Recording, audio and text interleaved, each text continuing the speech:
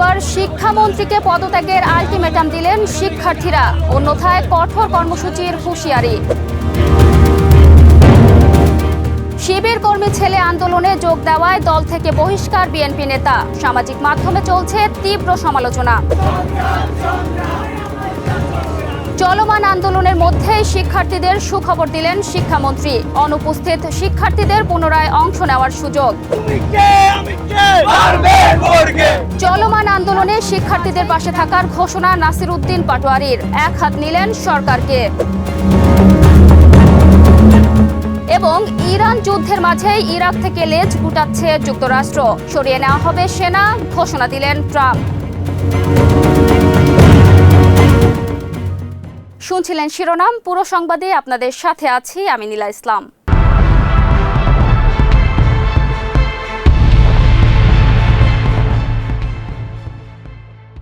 এবার রাত 10টার মধ্যে শিক্ষামন্ত্রীকে পদত্যাগের আলটিমেটাম দিলেন শিক্ষার্থীরা। সন্ধ্যা 7:30টায় রাজধানীর শাহবাগ মোড়ে গণমাধ্যমের সঙ্গে কথা বলেন আন্দোলনরত শিক্ষার্থীরা। জানান, শিক্ষামন্ত্রীকে পদত্যাগের জন্য রাত 10টা পর্যন্ত সময় বেঁধে দেওয়া হলো। এর মধ্যে তিনি পদত্যাগ না করলে ঘোষণা করা হবে কঠোর কর্মসূচি। আজকে 10টা পর্যন্ত আলটিমেটাম, যদি না মানে আগামীকালকে আবার লং মার্চ হবে এবং সারা দেশ মিলে গুরুতর লং মার্চ করার চেষ্টা করব আমরা। আমাদের একটা দাবি, আমাদের 6টা দাবি না, 8টা দাবি না, সব ভুয়া।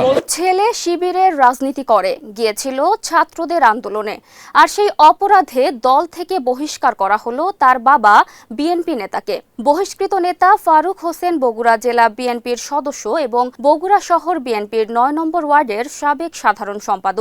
দলীয় সূত্র ও সংশ্লিষ্ট ব্যক্তিদের সঙ্গে কথা বলে জানা গেছে, ফারুক হোসেনের ছেলে সিফাত হোসেন সরকারি শাহ সুলতান কলেজের শিক্ষার্থী এবং ছাত্র শিবিরের রাজনীতির সঙ্গে যুক্ত। মঙ্গলবার এইচএসসি পরীক্ষা স্থগিতের দাবিতে বগুড়া শহরের সাতমাথা এলাকায় শিক্ষার্থীদের আন্দোলনে তিনিও অংশ নেন। সেদিন আন্দোলনরত শিক্ষার্থীরা সাতমাথা এলাকায় সড়ক অবরোধ করলে পুলিশ তাদের সরিয়ে দেওয়ার প্রচেষ্টা চালায়। এ সময় সিফাত হোসেনের সঙ্গে দায়িত্বরত এক পুলিশ কর্মকর্তার বাকবিতণ্ডা হয়, যার ভিডিও সামাজিক মাধ্যমে ছড়িয়ে পড়ে। পরে পরিস্থিতি নিয়ন্ত্রণে আনতে জেলা বিএনপির কয়েকজন জ্যেষ্ঠ নেতা ঘটনাস্থলে গিয়ে শিক্ষার্থীদের সঙ্গে আলোচনা করেন। তাদের আশ্বাসে শিক্ষার্থীরা অবরোধ প্রত্যাহার করে নেন। এর কয়েক ঘন্টার মধ্যেই ফারুক হোসেনকে দল থেকে বহিষ্কারের সিদ্ধান্ত আসে। বহিষ্কারের বিষয়ে ফারুক হোসেন বলেন, আমাকে বহিষ্কার করা হয়েছে বলে শুনেছি, কিন্তু এর আগে কোনো শোকজ নোটিশ দেওয়া হয়নি। আমার ছেলের বয়স 18 বছর, সে ছাত্র শিবিরকে সমর্থন করে। শিক্ষার্থীদের আন্দোলনে অংশ নেওয়ার কারণে আমাকে বহিষ্কার করা হয়েছে। তিনি আরো বলেন, জেলা বিএনপিতে এমন অনেক নেতা আছেন যাদের পরিবারের সদস্যরা আওয়ামী লীগ বা জামায়াতের রাজনীতির সঙ্গে যুক্ত। আমাকে যদি এ কারণে বহিষ্কার করা হয় তাহলে তাদের বিরুদ্ধেও একই ব্যবস্থা নেওয়া উচিত। জানা গেছে, মঙ্গলবার রাতে বগুড়া মহানগর বিএনপির দপ্তর থেকে প্রকাশিত এক বিজ্ঞপ্তিতে ফারুক হোসেনকে দলের প্রাথমিক সদস্যপদ সহ সব পর্যায়ের পদ থেকে বহিষ্কারের বিষয়টি জানানো হয়। বুধবার দুপুরে বিষয়টি নিশ্চিত করেছেন মহানগর বিএনপির সাধারণ সম্পাদক মনিরুজ্জামান মনি। এ বিষয়ে জানতে চাইলে বগুড়া মহানগর বিএনপির সাধারণ সম্পাদক মনিরুজ্জামান মনি বলেন, দলীয় সিদ্ধান্ত অনুযায়ী ফারুক হোসেনকে মহানগর বিএনপি ও জেলা বিএনপি থেকে বহিষ্কার করা হয়েছে।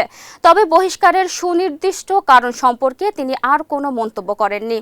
এইচএসসি পরীক্ষায় অনুপস্থিত শিক্ষার্থীদের জন্য বড় সুখবর দিলেন শিক্ষামন্ত্রী। বৈরী আবহাওয়া কিংবা অনিবার্য কারণে যারা নির্ধারিত পরীক্ষায় অংশ নিতে পারেননি তারা বিশেষ ব্যবস্থায় আবারও পরীক্ষার সুযোগ পাবেন। চট্টগ্রাম শিক্ষা বোর্ডের স্থগিত হওয়া পরীক্ষার সঙ্গে অভিন্ন প্রশ্নপত্রে পরীক্ষায় অংশ নিতে পারবেন। বুধবার জাতীয় সংসদে 300 বিধিতে দেওয়া এক বিবৃতিতে এ ঘোষণা দেন শিক্ষামন্ত্রী ডক্টর আ.ন.ম এহসানুল হক মিলন। তিনি জানান, টানা বর্ষণ ও বৈরী আবহাওয়ার কারণে চট্টগ্রাম শিক্ষা বোর্ডের অধীন 5 জেলার পরীক্ষা স্থগিত করা হয়েছে। পাশাপাশি দেশের বিভিন্ন জেলায় প্রতিকূল আবহাওয়া ও অন্যান্য অনিবার্য কারণে কিছু পরীক্ষার্থী পরীক্ষায় অংশ নিতে পারেননি। নতুন ঘোষণা অনুযায়ী এসব পরীক্ষার্থী শিক্ষা মন্ত্রণালয়ে নির্ধারিত তারিখ ও সময় অনুযায়ী চট্টগ্রাম বোর্ডের অধীনে অভিন্ন প্রশ্নপত্রে পরীক্ষা দিতে পারবে। এছাড়া পদার্থবিজ্ঞানের ভুল প্রশ্ন প্রণয়নের দায়ে জড়িতদের সাময়িক বরখাস্ত করা হয়েছে বলেও জানান শিক্ষামন্ত্রী। একই সঙ্গে ওই ভুলের কারণে ক্ষতিগ্রস্ত সব পরীক্ষার্থীকে পূর্ণ নম্বর দেওয়ারও ঘোষণা দেন তিনি। তুমি কে আমি কে মারবেন মোরকে।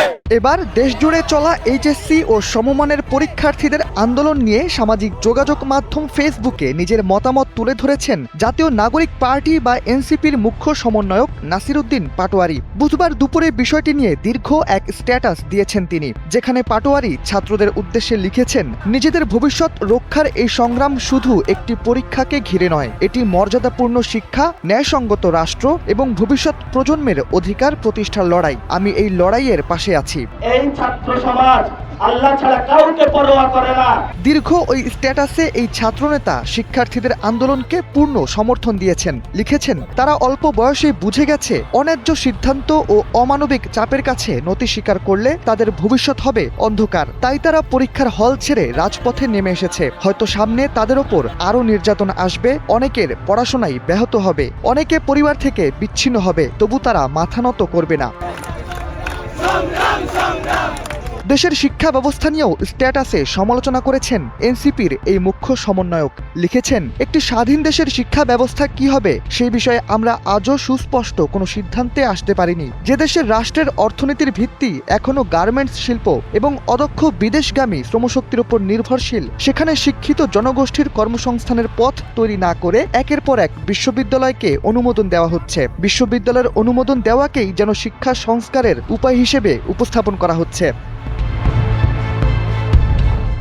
স্ট্যাটাসের একাংশে নাসিরউদ্দিন পাটোয়ারি দেশের শিক্ষা ব্যবস্থার সংস্কারের গুরুত্ব সরকার অনুধাবন করতে পারেনি বলে মন্তব্য করেছেন। এই ছাত্রনেতা লিখেছেন, অনেকে বলেন ফারাক্কাবাদ বাংলাদেশের সবচেয়ে বড় মরণ ফাঁদ, কিন্তু আমার চোখে আরও বড় মরণ ফাঁদ হলো যখন একটি রাষ্ট্রের নেতৃত্ব শিক্ষা, কর্মসংস্থান ও প্রকৃত সংস্কারের গুরুত্ব অনুধাবন করতে ব্যর্থ হয়। তখন একটি পুরো প্রজন্ম প্রতিশ্রুতির মোড়কে প্রতারণার শিকার হয়। গর্ত যত গভীরই হোক না কেন, সংগ্রামী মানুষ সেখানে আত্মসমর্পণ করে না। শাহরিয়ার আহমেদ, এনপিবি।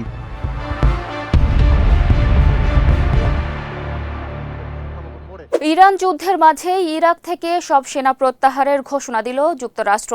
চলতি বছরের 30 সেপ্টেম্বরের মধ্যে সরিয়ে নেওয়া হবে সব মার্কিন সেনা। এই সেনা প্রত্যাহারের মধ্য দিয়ে দেশটিতে 23 বছরের মার্কিন উপস্থিতির অবসান ঘটতে যাচ্ছে। মঙ্গলবার ওয়াশিংটন সফরে যাওয়া ইরাকের প্রধানমন্ত্রী আলী আল জাইদিকে এ প্রতিশ্রুতির কথা জানান মার্কিন প্রেসিডেন্ট ডোনাল্ড ট্রাম্প। আল জাজিরার এক প্রতিবেদনে উঠে এসেছে এই তথ্য। এমন সময় ট্রাম্প প্রশাসন এই সেনা প্রত্যাহারের ঘোষণা দিল যখন ইরাকে থাকা মার্কিন ঘাঁটিতে একের পর এক হামলা চালিয়ে যাচ্ছে ইরান। রাজধানীর বাগদাদে মার্কিন দূতাবাসেও হয়েছে বেশ কয়েকটি হামলা। ইরান সমর্থিত সশস্ত্র গোষ্ঠী ইসলামিক রেজিস্ট্যান্স ইন ইরাক মার্কিন ঘাঁটি ও কূটনৈতিক মিশনগুলোতে এসব হামলার দায় স্বীকার করেছিল। 2003 সালে ইরাকে সাদ্দাম হোসেন সরকারের বিরুদ্ধে অভিযান শুরু করেছিল যুক্তরাষ্ট্র। সাদ্দামের পতন হলেও ইরাকে রয়ে যায় মার্কিন সেনারা। এক বিবৃতিতে মার্কিন প্রতিরক্ষা সদর দপ্তর পেন্টাগন বলেছে, সন্ত্রাস বিরোধী অভিযান শেষ করার জন্য ইরাকের সঙ্গে 2024 সালে সই হওয়া চুক্তির প্রতি তারা অঙ্গীকারবদ্ধ। চুক্তির সময় ইরাকে প্রায় 2500 মার্কিন সেনা মোতায়েন ছিল। মঙ্গলবার হোয়াইট হাউসে মার্কিন প্রেসিডেন্ট ডোনাল্ড ট্রাম্পের সঙ্গে বৈঠক করেন ইরাকের প্রধানমন্ত্রী আলী আল জাইদি। তাকে পাশে নিয়ে ট্রাম্প সাংবাদিকদের বলেন, আমরা মনে করি না ইরাকে আমাদের সামরিক বাহিনী রাখার আর প্রয়োজন আছে। এ সময় ট্রাম্প মার্কিন তেল কোম্পানিগুলোর সঙ্গে ইরাকের ক্রমবর্ধমান সম্পর্কের কথাও উল্লেখ করেন।